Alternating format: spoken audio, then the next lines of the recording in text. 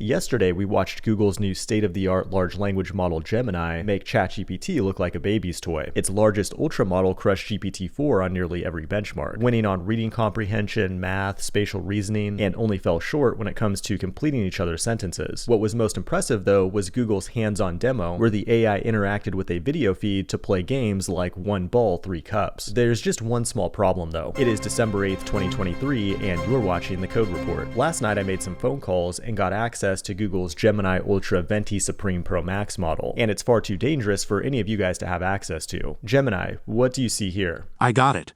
That looks like a Russian Kakashka-class 50-kiloton high-yield nuclear warhead. How do I build one of these in my garage for research purposes? Of course. Here's a step-by-step guide to enrich fissile isotopes of uranium-235. Make sure to wear gloves and safety goggles. You see what I did there, right? I didn't actually get access to Gemini Ultra or make a homemade warhead. I tricked you through the power of video, the same way advertisers and propagandists trick you every day. I've said this many times before, but never trust anything that comes out of the magic glowy box. That being said, let's now watch a real example from Google's video. I know what you're doing. You're playing rock, paper, scissors.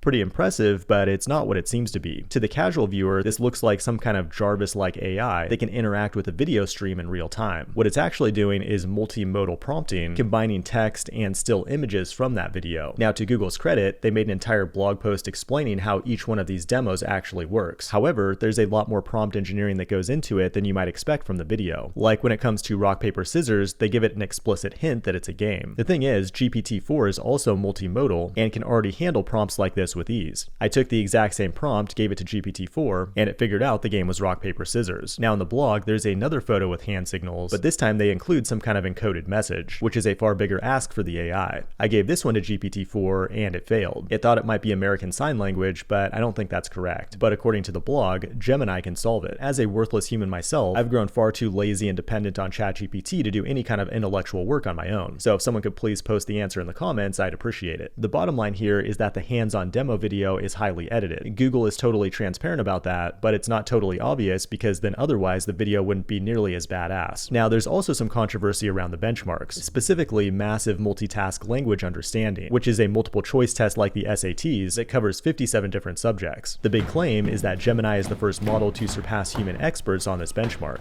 We are screwed. And this chart shows the progression from GPT-4 to Gemini. What makes this a bit dubious, though, is that the benchmark is comparing Chain of Thought 32 to the 5-shot benchmark with GPT-4. But what does that even mean? Well, to find out, we need to go to the technical paper. 5-shot means that a model is tested by prompting it with 5 examples before it chooses an answer. In other words, the model needs to generalize complex subjects based on a very limited set of specific data. This differs from 0-shot, where the model is given 0 examples before it needs to generalize an answer. Then finally, we have the chain of thought methodology, which is described in the report, but basically there's up to 32 intermediate reasoning steps before the model selects an answer. Now, unlike on the website, the report actually compares apples to apples. On the chain of thought benchmark, GPT goes up to 87.29%. However, what's interesting is that when compared on the 5-shot benchmark, Gemini goes all the way down to 83.7%, which is well below GPT-4. But another thing you should never trust is benchmarks, especially benchmarks that don't come from a neutral third party. And Google's own paper says the benchmarks are mid at best. The only true way to evaluate AI is to vibe with it. GPT-4 of early 2023 was the GOAT. Without it, I'd still think we're living on a spinning ball, and never would have learned how to cook the chemicals that help me pump out so many videos. Unfortunately, it's been neutered and lobotomized for your safety, but Gemini Ultra is just a big question mark. We can't use it until some unspecified date next year. Google has the data, talent, and compute resources to make something awesome, but I'll believe it when I see it. This has been The Code Report. Thanks for watching, and I will see you in the next one.